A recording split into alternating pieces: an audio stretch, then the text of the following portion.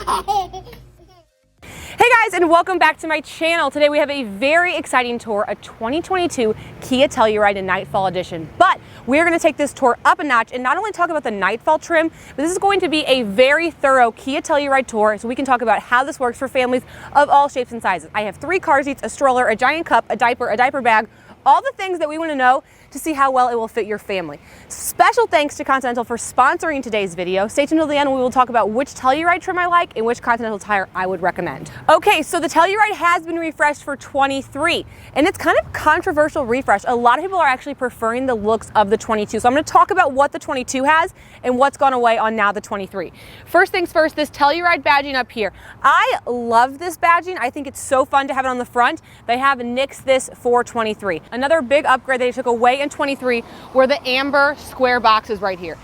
I am okay with that. I hate the look of this. A lot of other people love this for a daytime running light. Starting along with her side profile. Now, Nightfall Edition means all blacked out accent. Wheels be no exception.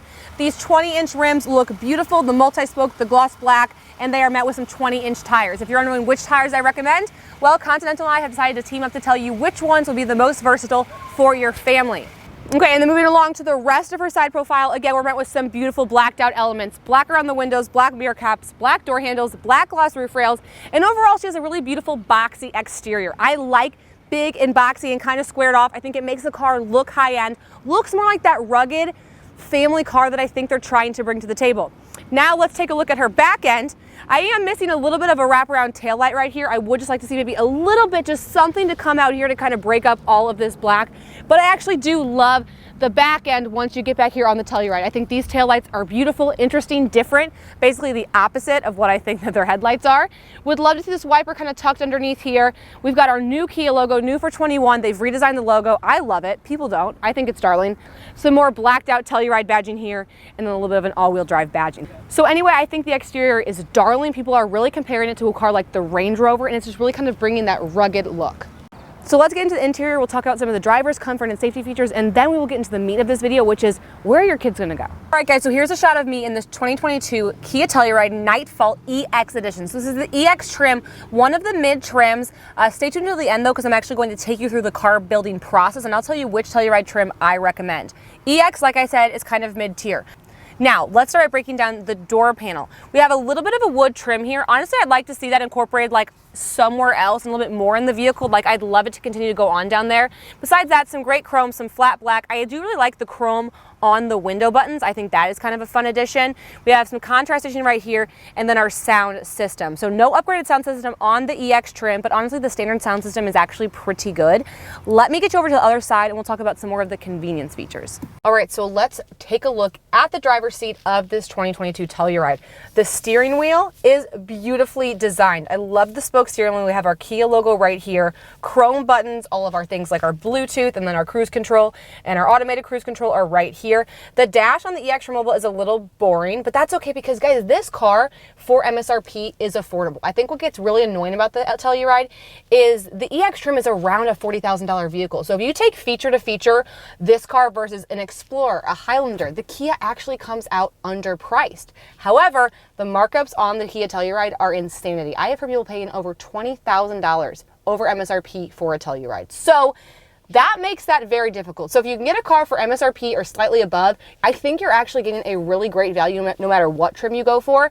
It's those people paying $20,000, $25,000, $15,000 over, where I have to tell them, hey, babe, you're in Volvo pricing now. Let's maybe go look somewhere else. Let's look elsewhere. Let's look luxury. Just my opinion. Anyway, regardless, moving into the display, really helpful and user-friendly display. I think Kia and Hyundai have come so far with their displays. They are so easy to use, and they are loaded with all the features that families need. One of my favorites is passenger talk. So how passenger talk works is you hit the button, it will pick up your voice, and then it will project your voice to the second and third row. What a great feature to use for families. That way, instead of you having to turn around and talk to your kids and ask them where they want to go to lunch, you can just hit the button and then everyone in the car can hear you. I think that is such a great feature. Some more family-friendly features that I like are the quiet mode. A quick button just to hit that will turn off the radio in the second or third rows and turn it automatically down to 7 up here. Again, just keeping it family-friendly for both the second and the third row. Besides that, Apple CarPlay, Android Auto, great, super easy, user-friendly display. I'm really, really impressed. One more family-friendly feature, sounds of nature, AKA a built-in sound machine. Anything from a lively forest to a rainy day to a warm fireplace. That is freaking awesome. That feels cozy. Like, catch me in the parking lot with a peppermint mocha and a warm fireplace. I would love to see it. Okay, let's move down to here. We've got 3 vents right here, some quick buttons that they pull out of the display to make it even more user-friendly, some climate control, a heated steering wheel, heated seats, and ventilated seats on the EX trim level. And then we move into this little cubby with a wireless charger, 2 USBs, a 12-volt, a little phone cubby right here, 2 cup holders that don't honestly fit my reduced cup very well. But I think at this point, I'm the problem, do you know what I mean? Like, not the vehicle. And one of my favorite things is 2 more cup holders back here. If you followed me for any length of time or watched any of my videos, I love when I have 4 cup holders in reach as the driver. Some more of our buttons right here. We just have our auto hold, our auto start stop, and our parking brake. I love auto hold. One of my favorite features. When you have auto hold activated, if you come to a complete stop, you will feel the car kind of grab the brake and it will keep the car stopped in place. Then you could take your foot off the brake. You could relax. You could maybe reach back there, put a binky back in, hand some snacks, do whatever you need to do to release the auto hold. You just put your foot on the gas. Love, love, love that feature. A little sunglass holder right there. Really nice sized mirror, actually. Beautiful. Oh gosh. And then we have a sunroof as well. Last thing I want to show up here before we move back to the second and third row is the center console. Now this is actually someone's personal car who's letting us borrow it. So quick look, but she's put a lot of things in there. So we can attest it is a really good size center console for the car. As far as safety features are concerned, Kia comes loaded with standard safety features, which I love. Blind spot, rear brake assist, automatic emergency rear braking, frontal collision warning, automated cruise control, all the things you love and all the crash prevention technology you will need to keep your family safe. Okay, let's head to the second and the third row and really talk about the amenities for the passengers of older children and how the car seat setup works. All right, let's start breaking down the second row of this 2022 Kia Telluride EX Nightfall. We will start with the door panel. You know what we love to see? Built-in sunshades. Guys, these are a game changer, and I honestly don't think I'd buy a new car without them. I have played with all the aftermarket ones. Nothing beats a built-in sunshade. Looking at the door panel, they keep it super basic, just like the front door panel. We do have a pretty decent sized side cubby right here. It's pretty narrow, but good for at least like a bottle of water or something. And then we move into some really great passenger comfort features. I think that Kia does a really good job of not making it feel like the second or the third row is losing much. So let's start by talking about my legroom. I have this seat set for myself. I'm about 6 feet tall. Nothing but clearance. I mean, I am beyond comfortable in this car. A leather back pocket, a little hook right here to hang something like a purse. Those same 2 cup holders we talked about in the front, they're obviously probably made for the passengers back here. Super easy access. And one of my favorite features, USBs in the back of a seat. How smart is that? That is so much better than having them shoved down here. Instead, they're right here. They can charge their devices, charge their phone, charge their tablets, all from the comfort of their seat. Another thing I love is we have ceiling vents on the Telluride. I love ceiling vents for family cars because I think, especially if you have children in car seats, this offers such better ventilation than just on the back of the center console. So we love to see that. We also have our climate control on the headliner instead of down there, which is kind of nice. We have some lights, and then we have some armrests that are adjustable. I actually love this feature as well. It's a very minor thing that makes a big difference. So you can actually decide how high you want your armrest to be. So you can just lock it into place by going up, and then you can control how high you want it. So I think that's a really great feature. And now the moment maybe some of you have been waiting for is, how does the car seat setup work in this Kia Telluride? Well, I'd love to tell you. Now the Telluride comes in a bench and captain's chairs. Unfortunately, they gatekeep the bench on, I think, only the lowest trim level. Also, I can tell you from personal experience, the bench seat is very narrow and honestly not that car seat or passenger friendly. So in this trim level, I'd probably skip the bench seat and I'd go for the captain's chairs. In the captain's chairs, you have lower anchors in this seat, and then 1 set of lower anchors in the third row on the driver's side. Tether anchors, you have tether anchors in both seats in the second row, and then 2 tether anchors in the third row. But unfortunately, they decided to put the tether anchors next to each other, 1 on the driver's seat, 1 in the middle seat, making them useless to use together because the middle seat is too narrow to accommodate anything. The middle seat of the Telluride is 5.5 inches in the third row, which doesn't fit anything. Nothing. Can't fit a human, can't fit a car seat, can't fit a booster seat. So the fact that they put in the middle seat basically means it's useless. And if you're wondering why they did it, it's because they get bonus points from NHTSA and the IIHS for including some extra car seat hardware. I'm not saying that to harp on Kia because I still think this is a great family car, but I want you to know you can only fit at most 3 forward-facing car seats who would need tether anchors. So today, I really want to kind of slow down and take a deep dive into where I would put the seats if I had this car, who I think should buy this car, and how I would think it would work for families. So first things first, if you have older children, the car's super comfortable. I kind of already talked about the amenities in the second row. Those same amenities are carried into the third row. You have ceiling vents, you have charging devices, you have cup holders, and you have a pretty spacious third row. Okay, so the first thing I want to talk about when you're thinking about this car, especially for families with older children, is what's the third row access like? I get frustrated when manufacturers put these really complicated ways to access the third row that would make it too difficult for children or grade school drop-off. The Kia Telluride does a great job because they put the button in 2 spots, up here and down here. So if you are a child, maybe a 7 or 8 year old, and you can't always reach up here, all you have to do is hit this button. It's powered and it slides forward completely. The seats are actually pretty light too, so it makes it really easy for children to do. This is kind of the access you're working with, and then let's hop back to the third row. And here is a shot of me in it. So like I said earlier, we still have the vents, we still have the charging devices, we still have cup holders, and I honestly have a pretty comfortable third row. Now, I know what the dimensions say online, and I don't really pay much attention to who has the most legroom. I'm telling you, as someone who's sat in every midsize SUV out there, I think the Telluride is one of the roomiest in the third row for any legroom. Okay, so now we've moved this seat all the way back, and this is the space I'm working with. So honestly, I'm still pretty comfortable. I think also if you just totally ignore the fact that they're attempting to put a seat here, you'll feel like this is actually a pretty spacious third row. Again, can't say it enough, middle seat, trash garbage, pretend it doesn't exist. This is a 6-passenger car, okay? This is in no way, shape, or form a 7-passenger vehicle. Got it? As a 6-passenger car though, I'm actually really enjoying it.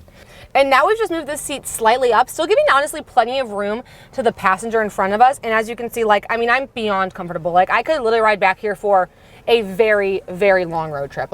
I'm super comfortable. Okay, now I'm just gonna break down the car seat setup just a little bit more and kind of talk about how I would set up this car if I had, let's say, 3 children. So I have installed this Kleck Foom here on this outboard seat. Again, for the third row, this is my only option because this seat has the only usable tether anchor. You need tether anchors for every forward-facing car seat, regardless of brand. So that's why those are so important. With the Foom right here, I actually had really good installation with it. The bench of the Telluride in the third row is a little bit more shallow than some other vehicles, so not every car seat may work here, and you may see some overhang. I like the Klecks because I find that they are some of the most compact car seats, so if something's gonna work, it's probably gonna be a Kleck Foom. Now, another thing that I want to note is because of any third row vehicle, sometimes what you struggle with is children in the third row not having enough leg room with this seat right here. So what I wanted to make sure was if I installed a forward-facing car seat here, could I still install a rear-facing car seat here and give everybody enough room? I could not have this seat pushed all the way back because then this child wouldn't have any leg room. So with a Kleck Ling installed there, rear-facing obviously, I have plenty of room here and I have plenty of room here. So I'm actually pleasantly surprised with kind of how these two seats worked together, and I feel really great about this installation. Now, the difficult part about back here is if you were to install another maybe rear-facing car seat here, how are we going to get here? And that's where the question does get a little bit more difficult because the Kia Telluride doesn't offer any sort of car seat friendly tilt. The only options for the child would be to either go through the trunk or crawl underneath it, and then you're left with the question with, well, how do I buckle this child? Okay, right, this is complicated. So that's why I like to talk about it in such a thorough manner, and I highly suggest checking out a free resource I have. It's a family planning map, and it's essentially just a worksheet that walks you through every year you plan to own the car so you can see how the vehicle could grow with your family. I think it is crucial to do before you purchase any vehicle. And if you're in the market to buy a car and feeling lost and stressed by the car buying process, we offer a ton of resources on thecarmomofficial.com to make the process easier. You can find a link in the description box below. Okay guys, so now I just kind of want to give you one more idea of how you can set this car up for, let's say, a family with 3 children. So I've actually taken that infant seat and I put it on the other side, leaving this seat open. Now I don't have a booster seat with me, but instead of always thinking about putting the oldest child in the back, it might be better to maybe put a booster age child right here for the fact that you could still maybe access the third row to buckle in that forward-facing child. So if you had a booster installed with latch or just freestanding, you can actually move this seat up a really nice ways, and then maybe the child could also squeeze back there. So that is something to note.